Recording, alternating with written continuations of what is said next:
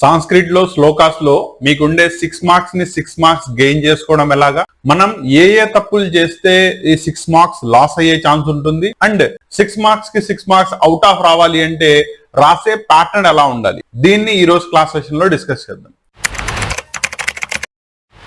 Now, dear students, మనం already junior intermediate Sanskrit model paper ని previous class లో discuss చేసాం ఇన్ డీటెయిల్. ఏ పార్ట్ లో ఏ section లో ఏ క్వశ్చన్స్ ఏ చాప్టర్ నుంచి చదువుకోవాలి, దీని గురించి కనుక స్టిల్ మీకు ఏమైనా డౌట్ ఉన్నట్టయితే కనుక మీకు లింక్ అనేది పైన పింక్ చేస్తాను. మోడల్ పేపర్ ని చూసుకోండి. మీకు ఈ సంవత్సరం మోడల్ పేపర్ లో అయితే పెద్దగా వేరియేషన్ లేదు, కానీ మీకు సిలబస్ లో వేరియేషన్ వచ్చింది. ఇంతకు ముందు మీకు 16 రోమన్స్ ఎలా అయితే ఉండేయో ఈ సంవత్సరం కూడా అలాగే ఉంది. రాసే పద్ధతిలో కూడా మీరు రాసేటప్పుడు ఇంగ్లీష్ లేదా తెలుగులో రాయొచ్చు. ఆ ఆప్షన్ కూడా ఈ సంవత్సరం అలాగే ఉంది. వెయిటేజ్ లో కూడా వేరియేషన్ రాలేదు. 100 మార్క్స్ కి ఈ సంవత్సరం కూడా పేపర్ ఉంటుంది. దీంట్లో 35 will be the pass mark ఉంటుంది. ఇక్కడ దాకా ఎటువంటి చేంజెస్ లేవు. సిలబస్ వచ్చేటప్పటికల్లా పద్య భాగం, గద్య భాగం, నాన్ డీటెయిల్ దగ్గర నుంచి మొత్తం మారిపోయింది. వేరే శబ్దాలు, ధాతువులు అండ్ లెటర్ లో కనుక 2 లెటర్స్ కనుక తీసుకున్నట్టయితే ఇంత ముందు పేపర్ లో ఏవైతే ఉన్నాయో అవే ఉన్నాయి. వేరే 2 లెటర్స్ వచ్చేటప్పటికి కొత్తగా యాడ్ చేశారు. ఇదంతా కూడా మనం మోడల్ పేపర్ యొక్క డిస్కషన్ చేసేటప్పుడు క్లియర్ కట్ గా మాట్లాడాం. ఒకసారి చూసుకోండి. నో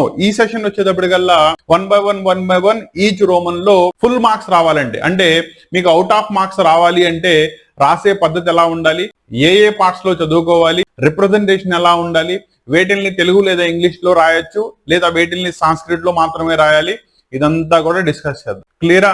మీకు పేపర్ లో ఫస్ట్ రోమన్ శ్లోకాలు, సెకండ్ రోమన్ పద్య భాగం నుంచి వచ్చే నిబంధ్, మూడో రోమన్ గద్య భాగం నుంచి వచ్చే నిబంధ్, 14వ రోమన్ దట్ ఈస్ ఆంధ్ర భాష అనువాద్, ఇవి మాత్రమే మీరు తెలుగులో గానీ లేదా ఇంగ్లీష్ లో గానీ రాయొచ్చు. వేరే రిమైనింగ్ పార్ట్ వచ్చేటప్పటికల్లా కంప్లీట్లీ సాంస్క్రిట్ లోనే రాయాలి. ఓకేనా? ఇక్కడ చాలా మంది స్టూడెంట్స్ కి యానోటేషన్స్ అంటే సందర్భ సహిత వాక్యాలు కూడా ఇంగ్లీష్ లేదా తెలుగులో రాయొచ్చు అనే మిస్కన్సెప్షన్ ఉంది. ఇలా రాయమాకన్నా ఇర్రెలవెంట్ డేటా అని చెప్పి మీకు మార్క్స్ రిమూవ్ చేయడం జరుగుతుంది. వాటిల్ని సాంస్క్రిట్ టు సాంస్క్రిట్ మాత్రమే రాయాలి. క్లియరా?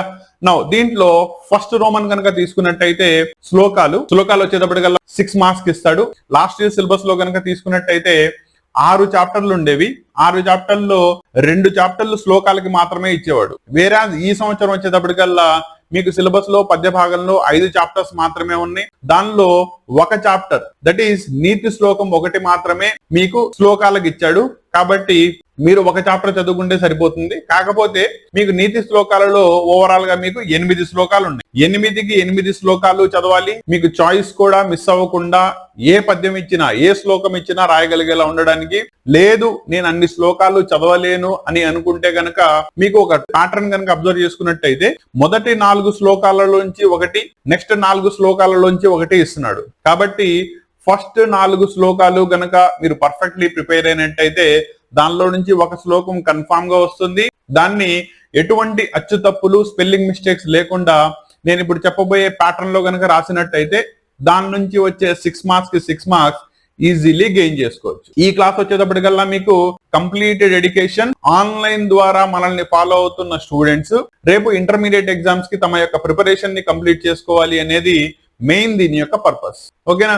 దీంట్లో ఎక్కడైనా డౌట్ ఉన్నా, రాసే పద్ధతిలో ఏమైనా మీకు అర్థం కాకపోయినా, లేదు నేను చెప్పే పద్ధతి ఏమైనా స్పీడ్ గా ఉండి ఎక్కడైనా మిస్ అవుతున్నారు అనుకున్నా ఎటువంటి మొహమాటం లేకుండా కామెంట్ లో తెలియజేయండి. మీ ప్రతి కామెంట్ కి కూడా నేను ఆన్సర్ ఇవ్వడానికి, మీ డౌట్స్ ని క్లారిఫై చేసుకోవడానికి, అండ్ మీరు ఏదైనా స్పెషల్ గా క్లాసెస్ కనుక అడిగినట్టయితే వాటికి డెడికేట్ చేసుకుంటూ క్లాసెస్ ని రికార్డ్ చేయడానికి ఎటువంటి ఆలోచన పడమాకండి. మీ క్లాసెస్ అన్ని అప్లోడ్ చేయడం జరుగుతుంది. నా ఈ రోజు మోడల్ పేపర్ లో కనుక వెళ్ళినట్టయితే మీకు ఫస్ట్ రోమన్ వచ్చేటప్పటికల్లా ఫస్ట్ రోమన్ ఇట్ సెల్ఫ్ మీకు ఏమొస్తుంది? ఏక శ్లోకాన్ని ఏం చేయాలి? పురయితః అంటే పురయిత్వా భావం అంటే మీరేం చెప్తున్నారంటే శ్లోకం నేను స్టార్టింగ్ మాత్రమే ఇచ్చాను, దాన్ని పురయిత్వా అంటే ఫిల్ చేయండి. దాంతో పాటు దాని యొక్క భావం లిఖితః అంటే దాని యొక్క భావాన్ని కూడా రాయండి అని చెప్పి చెప్తున్నాడు. సో ఇక్కడ స్టూడెంట్ కి నార్మల్లీ క్వశ్చన్ నుంచి అర్థమయ్యేది ఏంటంటే శ్లోకము భావము రాసేస్తే నాకు 6 మార్కులకి 6 మార్కులు పడిపోతాయి అని. ఇక్కడ ఈ ఇల్యూజన్ నుంచి బయటికి రండి. ఓకేనా? ఇక్కడ 6 out of 6 మార్క్స్ రావాలి అంటే రేపు పొద్దున మీకు సాంస్క్రిట్ పేపర్ దిద్దే పండిట్స్ ఎవరైతే ఉన్నారో మినిమం మీ దగ్గర నుంచి ఎక్స్పెక్ట్ చేసేది ఏంటి అంటే ఈ శ్లోకం ఏ చాప్టర్ నుంచి వచ్చింది, దీని గురించి స్టూడెంట్ కి ఐడియా ఉందా లేదా, ఐడియా ఉంటే కవి పరిచయం రాశాడా లేదా ఇది చూస్తారు. కాబట్టి మిమ్మల్ని అడిగినా అడగకపోయినా దీని యొక్క కవి పరిచయాన్ని కంపల్సరీ రాయాలి. రెండోది శ్లోకాన్ని పూరించడం, నెక్స్ట్ దాని యొక్క భావాన్ని రాయడం. ఇక్కడ దాకా రాస్తే మాక్సిమం 6 మార్క్స్ కి 6 మార్క్స్ పడిపోతాయి. దీంట్లో కవి పరిచయం వచ్చేటప్పటికల్లా మీరు సాంస్క్రిట్ లో రాయొచ్చు, తెలుగులో రాయొచ్చు, ఇంగ్లీష్ లో రాయొచ్చు. నెక్స్ట్ శ్లోకం అయితే గనక సాంస్క్రిట్ లోనే రాయాలి. మూడోది భావం కనుక తీసుకున్నట్టయితే మళ్ళీ ఇంగ్లీష్ లో రాయొచ్చు లేదా తెలుగులో రాయొచ్చు. నెక్స్ట్ ఇక్కడ దాకా మీకు ప్యాటర్న్ అర్థమైనట్టయితే ఇక్కడ ఒక చిన్న పాయింట్ గుర్తుపెట్టుకోండి. ఈ మూడింటితో పాటు వ్యాకరణాంశాలు అని చెప్పి ఈ శ్లోకంలో ఉన్న ఏవైనా 2 పదాలని సెలెక్ట్ చేసుకుని వాటి యొక్క సంధి రాయడం గాని సమాసం రాయడం గాని చేస్తే మీకు 6 out of 6 మార్క్స్ కళ్ళు మూసుకుని వేసేస్తారు. అంటే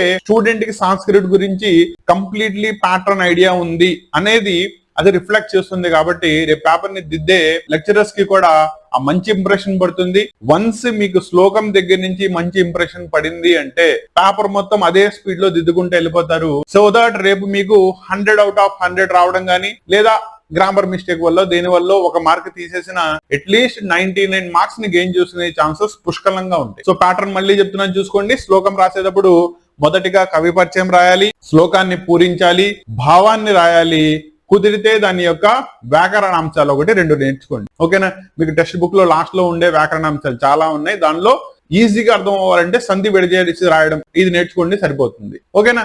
నా దీంట్లో నీతి శ్లోకాల్లో టోటల్లీ మీకు చెప్పాను కదా.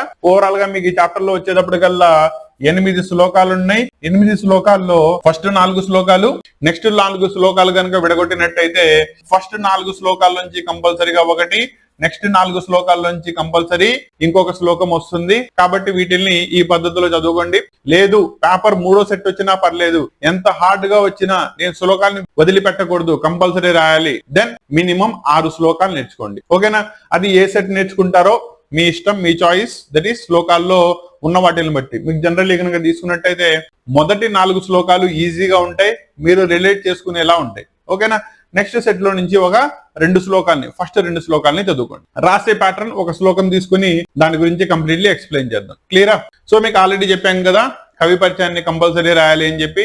నా నీతి శ్లోకాల్లోకి వచ్చేటప్పటికల్లా వేరే వేరే గ్రంథాల నుంచి తీసుకోబడినవి కాబట్టి వీటికి కవులు కూడా విడివిడిగా ఉంటారు. కాబట్టి మీరు రాసేటప్పుడు వివిధ కవి లిఖిత, కాబట్టి వివిధ కవిభాః విరచిత అంటే వేరే వేరే కవులు రాశారు అని చెప్పి. ఓకేనా? ఇదే ప్రతిదానికి రిపీటెడ్లీ 8 శ్లోకాలకు కూడా ఇదే రాస్తారు. తర్వాత ఎక్కడి నుంచి తీసుకోబడింది, నెక్స్ట్ వివిధ గ్రంథేభ్యః సంగ్రహిత అంటే వేరే వేరే గ్రంథాల నుంచి తీసుకోబడిన. వీటన్నిటిని తీసుకొచ్చి ఏ చాప్టర్ లో పెట్టారు? నీతి శ్లోకానాం ఇతి పాఠతః స్వీకృతం. నీతి శ్లోకాలు అనే చాప్టర్ నుంచి తీసుకోబడింది. ఇది రాస్తే కవి పరిచయం సరిపోతుంది. ఓకేనా? దీన్ని మీరు తెలుగు ఇంగ్లీష్ లో కూడా రాయొచ్చు. కాకపోతే సాంస్క్రిట్ లో రాస్తే ఇంప్రెసివ్ గా ఉంటుంది, full out of full marks పడే ఛాన్స్ ఉంది. ఓకేనా? మీకు కన్ఫ్యూజన్ లేకుండా అందుకే దాన్ని ఇచ్చేటప్పుడు కవి పరిచయాన్ని తెలుగులో ఎలా రాయాలి అండ్ ఇంగ్లీష్ లో ఎలా రాయాలి కూడా ఇచ్చాను. తెలుగు కనుక తీసుకున్నట్టయితే ఈ శ్లోకము అనేక మంది కవులచే రచింపబడిన వివిధ గ్రంథాల నుంచి సంకలనము చేయబడిన అంటే తీసుకోబడిన నీతి శ్లోక అనే ప్రస్తుత పాఠ్య భాగం నుంచి స్వీకరింపబడింది. ఓకేనా? కాబట్టి ఇంగ్లీష్ లో కనుక తీసుకున్నట్టయితే this shloka is taken from this lesson Niti shloka and it is a collection of stanzas extracted from different books written by different poets. Clarity వచ్చిందా? కాబట్టి దీంట్లో మీరైతే దేనికి మార్క్ ఇస్తారు? సాంస్క్రిట్ టు సాంస్క్రిట్ రాయడం. ఎందుకంటే ఒకసారి దీని నుంచి చదివేసుకుంటే గనక మీకు యానోటేషన్స్ లో ఇది ప్లస్ పాయింట్ అవుతుంది. అర్థమైందా? కాబట్టి కవి పరిచయం రాసేటప్పుడు సాంస్క్రిట్, తెలుగు, ఇంగ్లీష్ మూడిట్లో దేనిలో అయినా రాయొచ్చు. కానీ Sanskrit will be the highest weightage ని తీసుకొస్తుంది. కవి పరిచయం అర్థమైందా? 3 రామాకండి. సాంస్క్రిట్ లో గానీ, తెలుగులో గానీ, ఇంగ్లీష్ లో గానీ ఏదైనా ఒక లాంగ్వేజ్ లో రాయండి సరిపోతుంది. దీనిలో రాసేటప్పుడు ఫస్ట్ ఏం రాయాలి? దాని యొక్క కవి పరిచయ. క్లారిటీ వచ్చిందా? నెక్స్ట్ శ్లోకాన్ని ఫుల్ చేయాలి. సో ఏం చేస్తారు? శ్లోకాన్ని పూరిస్తారు. దీంతో అయిపోతుంది. ఇక్కడ మీకు తెలుగులో జస్ట్ అర్థం కావడానికి మాత్రమే ఇచ్చాను, తెలుగులో రాయకూడదు. శ్లోకం ఎప్పుడు కూడా సాంస్క్రిట్ టు సాంస్క్రిట్ మాత్రమే రాయాలి. ఓకేనా? ఇక్కడ శ్లోకాన్ని రాసేదానికి మీకు ఇంపార్టెంట్ పద్ధతిని చెప్తాను చూడండి. మీకు ఈ చాప్టర్ లో శ్లోకాలన్నీ కనుక తీసుకున్నట్టయితే అన్ని కూడా 2 lines లోనే ఉంటాయి. ఓకేనా? కానీ మీరు రాసేటప్పుడు ఒక సైడ్ ఆఫ్ పేపర్ మొత్తం గనుక శ్లోకంతో ఫిల్ అయినట్టయితే ఇంప్రెసివ్ గా ఉంటుంది. 6 మార్క్స్ కి 6 మార్క్స్ పడే ఛాన్స్ ఉంటుంది. మరి దీనికి పద్ధతి ఏంటి? దీన్ని ఏం చేస్తారంటే విడగొట్టి 4 lines లో రాయండి శ్లోకాన్ని. ఎలా విడగొడతారు? ఇక్కడ కనుక చూసుకున్నట్టయితే యవ్వనం ధన సంపత్తి ఇక్కడ దాకా విడగొట్టండి ఫస్ట్ లైన్. సెకండ్ లైన్ వచ్చేటప్పటికల్లా ప్రభుత్వ మమివేకిత ఇక్కడ దాకా వచ్చేటప్పటికల్లా సెకండ్ లైన్. ఓకేనా? 2 lines అయిపోయినాయా? నెక్స్ట్ ఏకైక మప్యనర్ధాయ కిము యత్ర చతుష్టాయాం.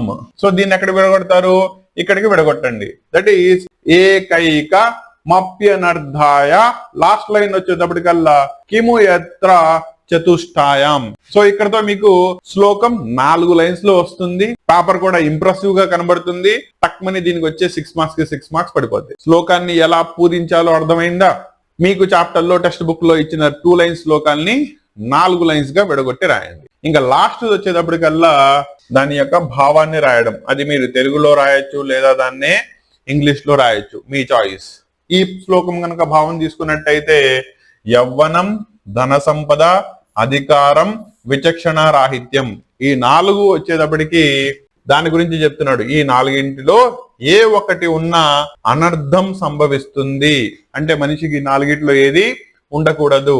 ఇక ఈ 4 ఒక చోట ఉన్నట్లయితే చెప్పవలసిన పనేముంది అనగా ఈ 4 గుణాలు ఒకే చోట ఉన్నతో అనర్థం తప్పకుండా కలుగుతుందని దాని యొక్క భావం. అలాగే ఇంగ్లీష్ లో కూడా రాయొచ్చు. ఓకేనా? దీనిలో మీరు దేన్ని సజెస్ట్ చేస్తారు సార్? నేనైతే తెలుగునే సజెస్ట్ చేస్తాను. ఎందుకంటే మన ఓన్ వర్డ్స్ లో రాసే టెండెన్సీ కూడా ఉంటుంది కాబట్టి రాయడం ఈజీ అవుతుంది. కాకపోతే ఇక్కడ ఎటువంటి స్పెల్లింగ్ మిస్టేక్స్, గ్రామర్ మిస్టేక్స్ లేకుండా మంచి హ్యాండ్ రైటింగ్ తో తెలుగు గనక రాయగలిగినట్టయితే తెలుగుని సెలెక్ట్ చేసుకోండి. లేదు English will be the better choice. ఎందుకంటే ఫిబ్రవరిలో వచ్చేసాం. ఫిబ్రవరిలోనే మనకి ఇంకా హార్డ్లీ ఒక 20 రోజుల్లో ఎగ్జామ్ స్టార్ట్ అవుతున్నాయి. ఈ లోపు లాంగ్వేజ్ ని నేర్చుకోవడం ఇవన్నీ కూడా కష్టం అవుతుంది. కాబట్టి ఇప్పుడు దాకా మీరు నేర్చుకున్న వాటిల్లో దేనికి ఎక్కువ వెయిటేజ్ ఉంటుంది? తెలుగు. అలా అని చెప్పి ఇంగ్లీష్ రాయకూడదా?